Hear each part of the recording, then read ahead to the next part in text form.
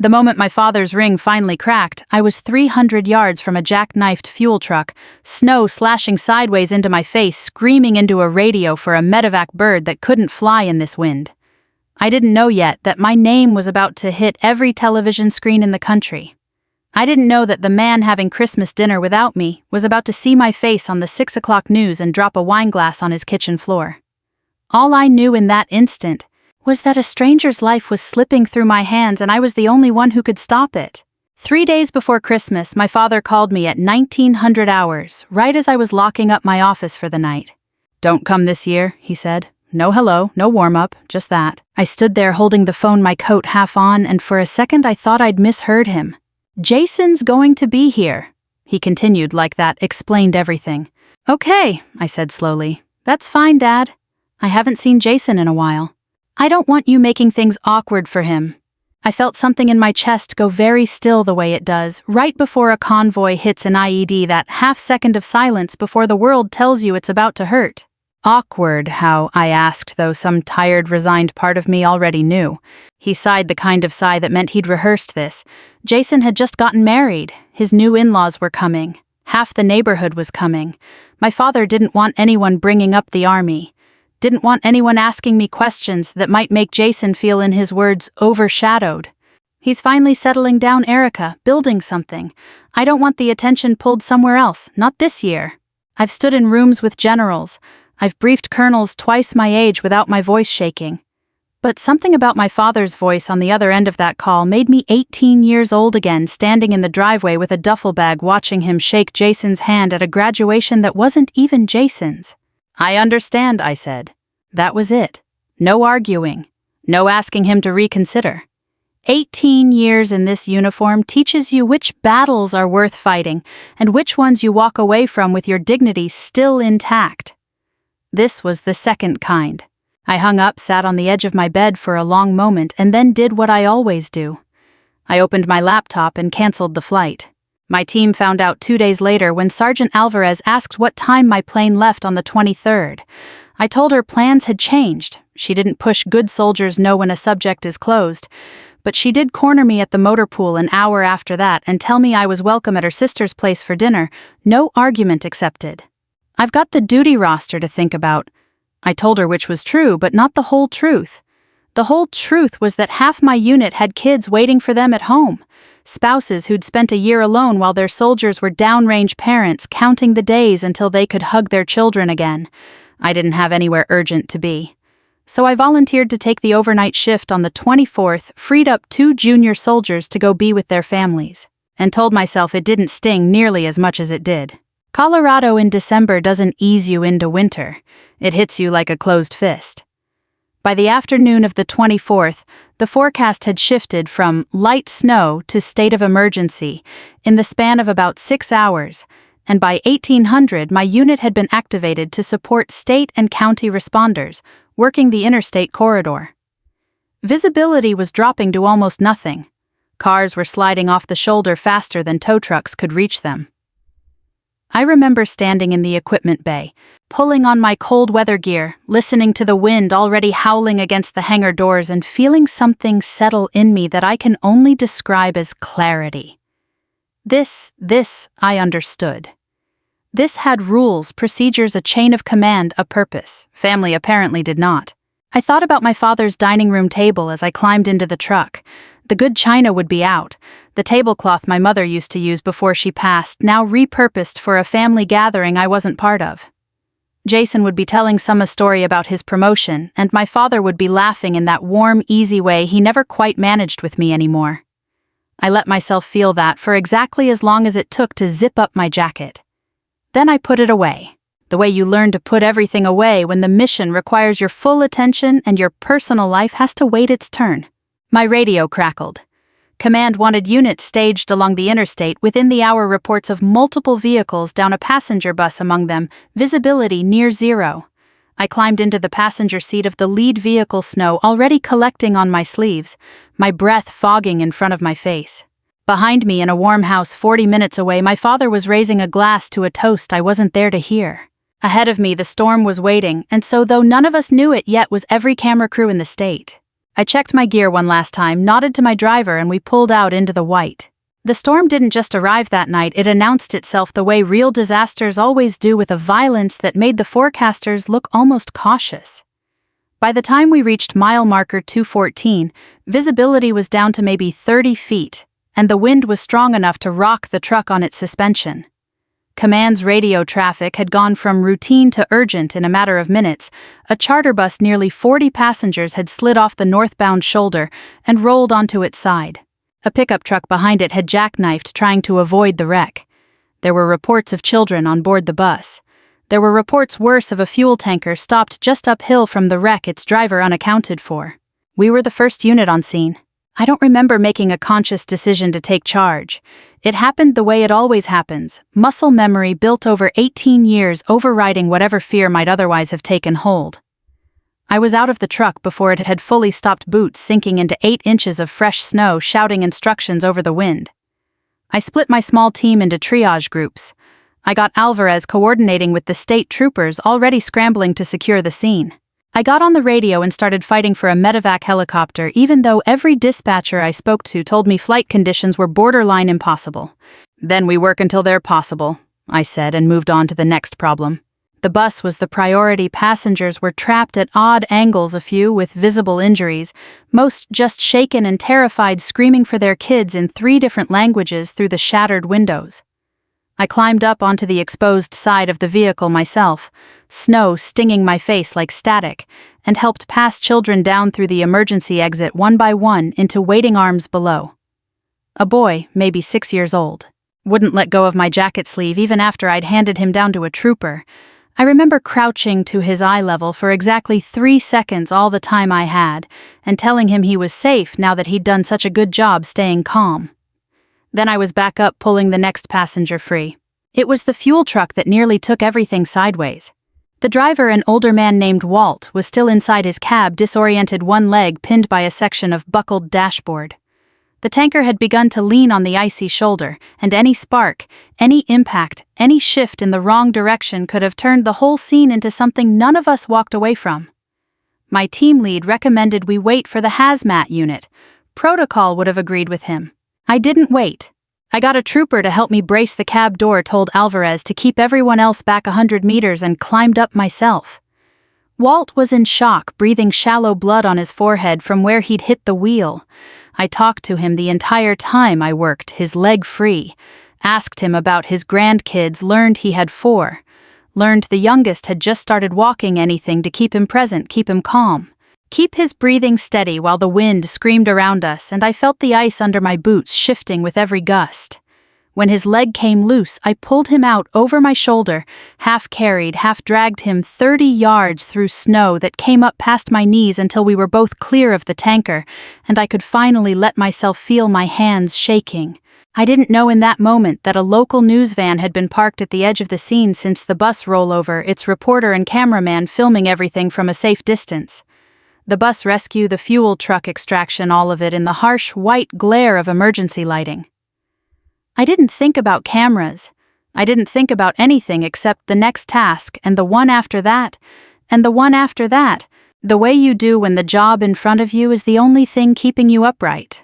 By the time the medevac helicopter finally broke through a gap in the storm 2 hours later, we had stabilized every passenger from the bus, treated Walt for a fractured leg and mild hypothermia, and cleared the scene enough for tow trucks to begin the long process of hauling vehicles off the ice.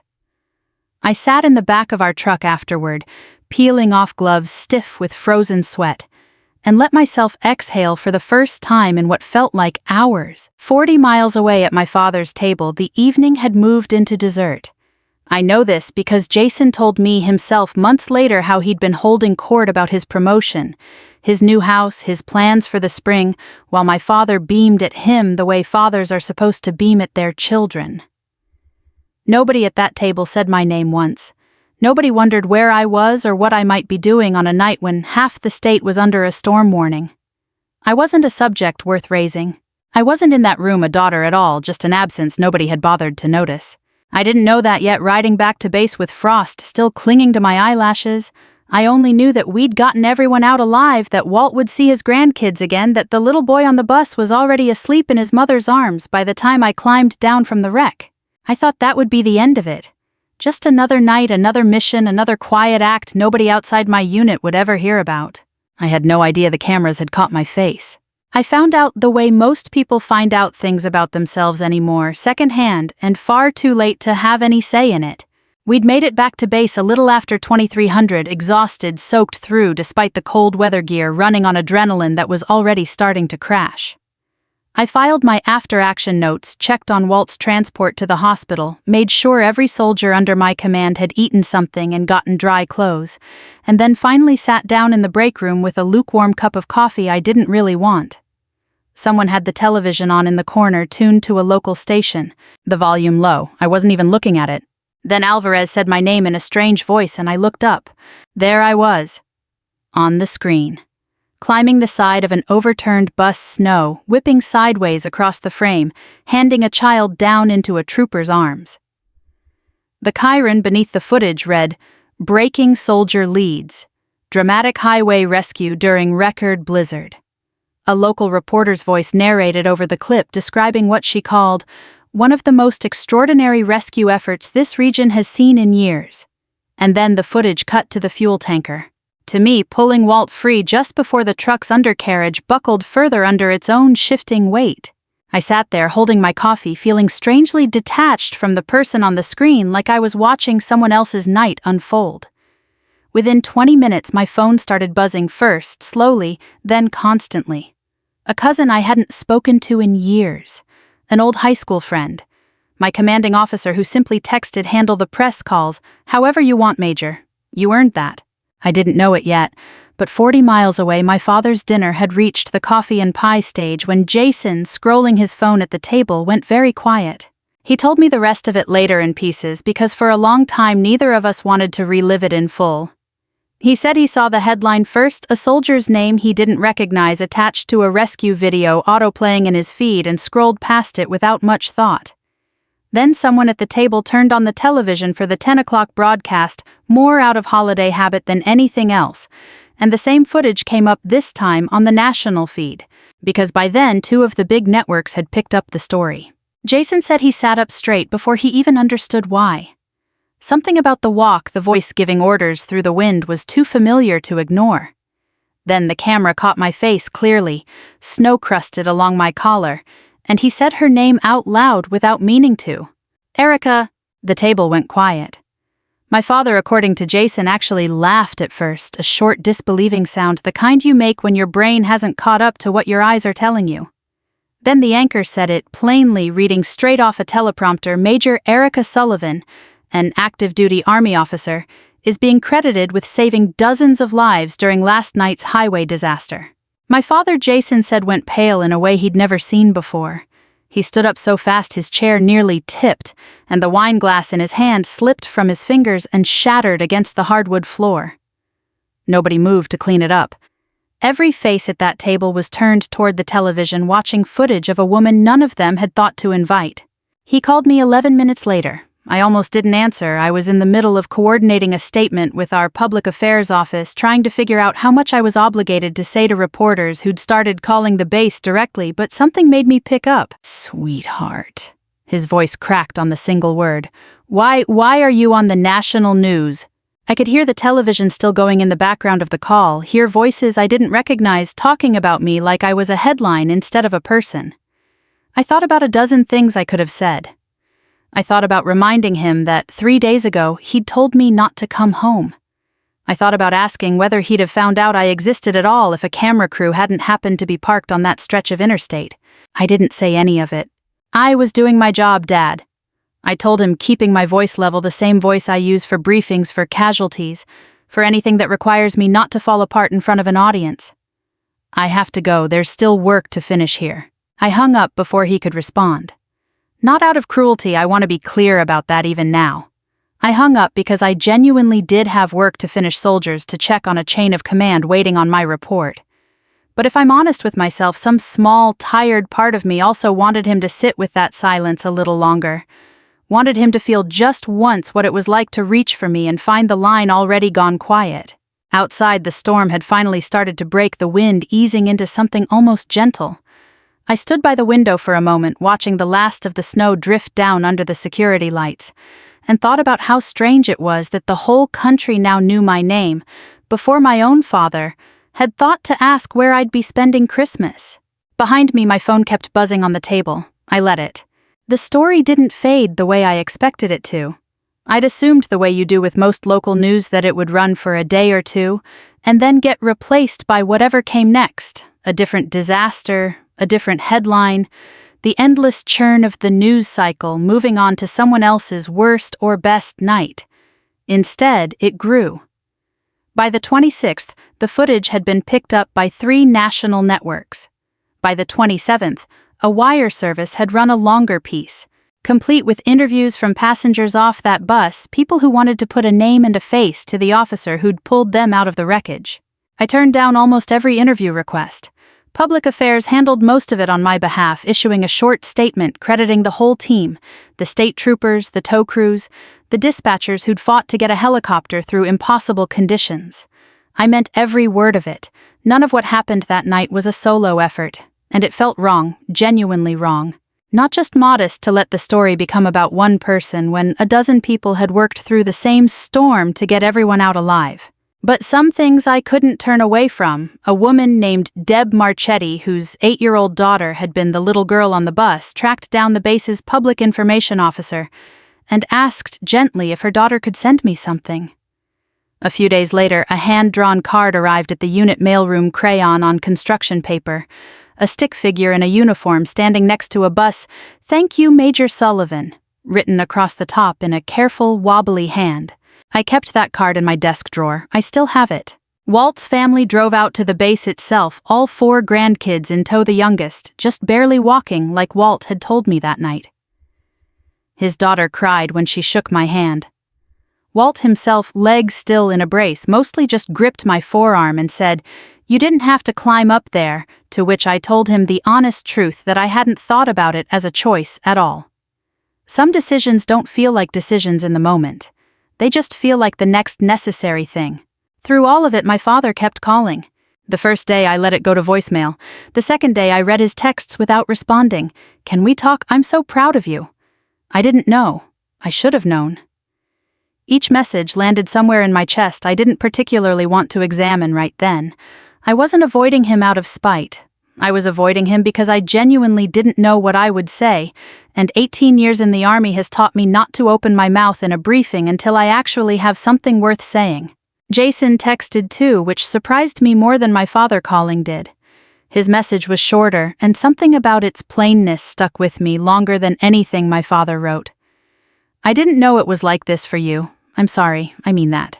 I didn't respond right away, not because I wanted to punish him. Jason had never been cruel to me, not really. He'd simply spent years accepting the space he was given without asking many questions about why it existed or what it cost the person standing outside of it. There's a particular kind of quiet complicity, in that the kind that doesn't require malice to still leave scars. I think some part of him understood that now, watching the same footage everyone else had watched, seeing for the first time what just the Army had actually meant for the sister he'd shared a childhood with, and somewhere along the way stopped really knowing. I finished out that week the way I finish most weeks, checking on my soldiers, writing recommendations for 2 of them who deserved recognition for their work that night, following up on Walt's recovery, making sure the little girl's thank you card got a proper reply signed by the whole unit, not just me. Work has always been the thing that steadies me. When the rest of my life felt unresolved, undecided, sitting in some uncomfortable middle place I hadn't chosen, the job was still there, still clear, still exactly what it had always been. My father called a final time that Friday evening, and this time I picked up mostly because I was tired of watching my phone light up and doing nothing about it. "I don't expect you to fix this in one phone call," he said before I could say much of anything. His voice sounded different than it had on Christmas Eve, smaller, less certain of itself. "I just want to see you, in person, whenever you're ready." I told him I'd think about it. That was true. I wasn't ready to hand him forgiveness over the phone wrapped up neatly like it cost nothing. But I also wasn't the same person who'd quietly accepted "don't come this year" without so much as raising my voice. Something in me had shifted that night in the storm, some old, tired patience finally reaching its limit. I just didn't know yet how far my father was willing to go to find out what he'd actually missed. He showed up at the base gate on a Tuesday morning, no warning, no phone call ahead of time, which was so unlike him that the young private on duty called it in as a courtesy before letting him through the visitor checkpoint. I came out to meet him in my duty uniform halfway through a shift and found him standing near the flagpole looking smaller than I remembered, hands shoved in his coat pockets, eyes moving over the base like he was trying to memorize something he'd never bothered to look at before. I hadn't invited him. I hadn't told him where I worked exactly or what my days looked like because in 18 years he had never once asked. "I wanted to see it," he said before I could ask why he'd come. "Where you actually work, what it looks like." I gave him a short tour, mostly out of some instinct I couldn't quite name, not forgiveness, not yet, but something closer to letting a door stay open a crack instead of closing it entirely.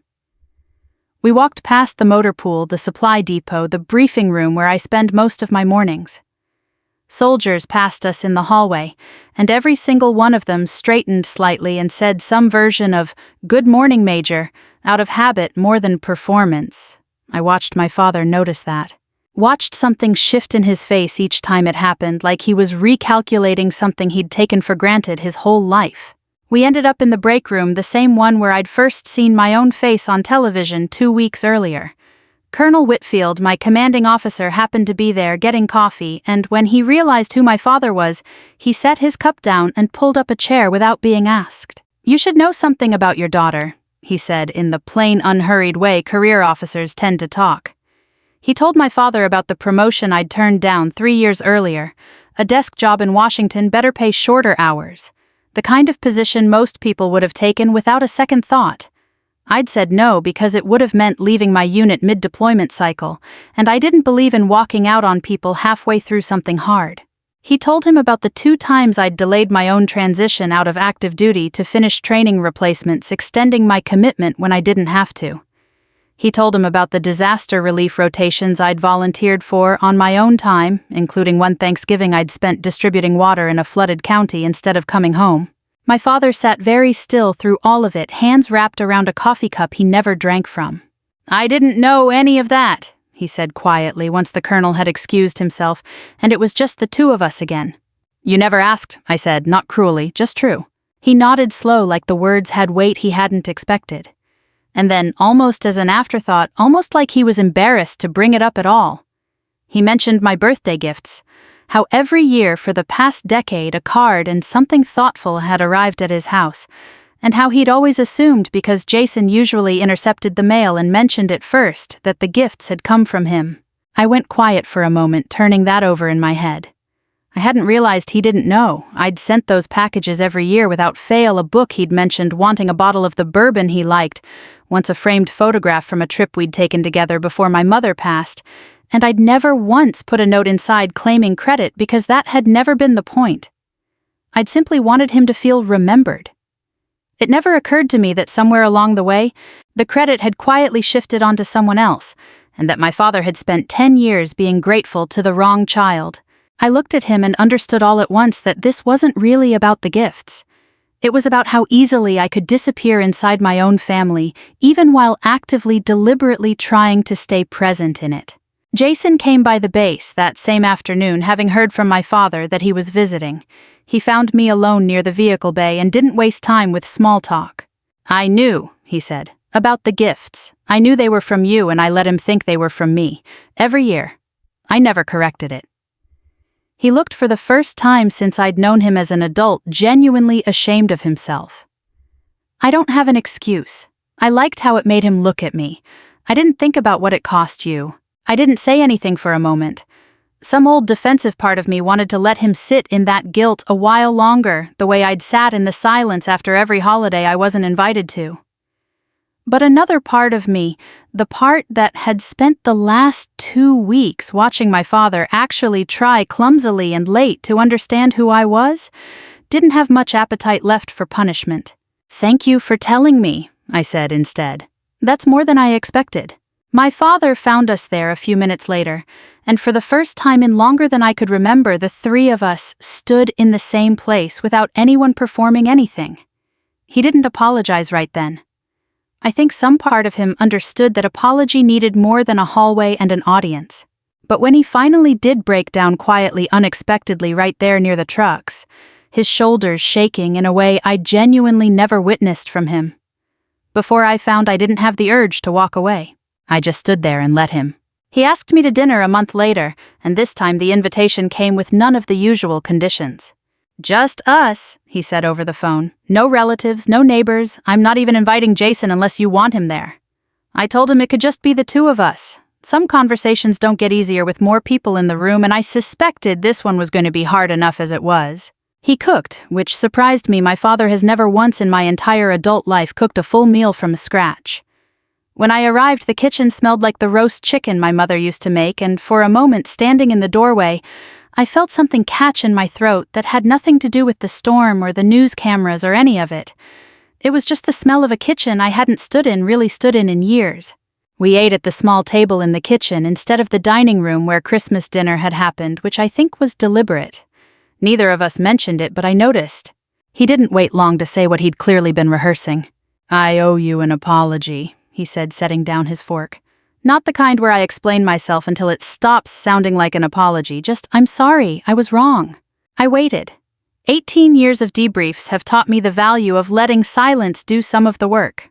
He told me about the years after he remarried, how he'd thrown himself into building a relationship with Jason, partly because he genuinely liked him, and partly he admitted because it felt like something he could still get right. His first marriage to my mother had ended in loss he never fully processed. He said that somewhere in trying to build something whole out of the pieces he had left, he'd stopped paying attention to the daughter who didn't need convincing to love him back. "I told myself you were fine," he said, "strong, self-sufficient, that you didn't need the same things Jason did." He shook his head slowly.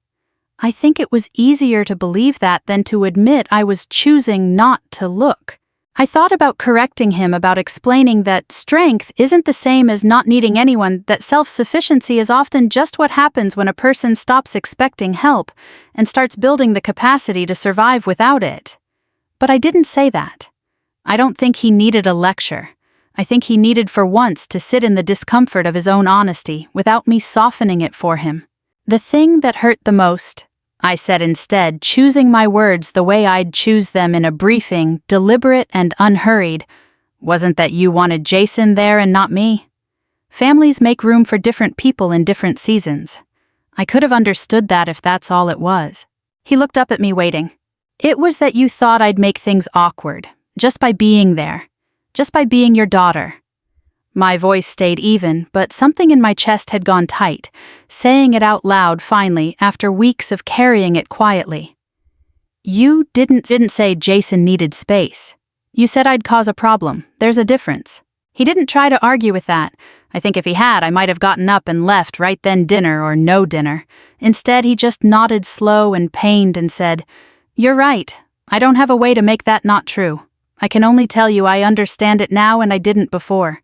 We sat with that for a while. The chicken went cold between us, and neither of us seemed to care. Eventually he asked about the war, about the deployments, about things he'd never once asked me in 18 years of service, not out of performance I could tell, but because he genuinely wanted to know. Now, in the same way, you finally read a book everyone's been telling you to read for a decade. I told him some of it, not all of it. Some things I've never told anyone outside my unit, and I wasn't ready to hand those over that night either. Before I left, he walked me to my car, hands in his coat pockets against the cold, and said one more thing. "I don't expect this fixes anything overnight. I know that's not how this works." "No," I agreed, "it's not. But I'd like the chance to keep trying, if you'll let me." I looked at him for a long moment, my father standing in his driveway in the same cold he'd once told me not to bring myself home into, finally asking instead of assuming. "Okay," I said, "we can try." It wasn't forgiveness. Not fully, not yet. But it was the first honest conversation we'd had in longer than either of us wanted to admit. And driving back to base that night, I found myself thinking that maybe that was enough of a start. A year moves faster than you expect it to, especially when you spend most of it rebuilding something you thought was already lost.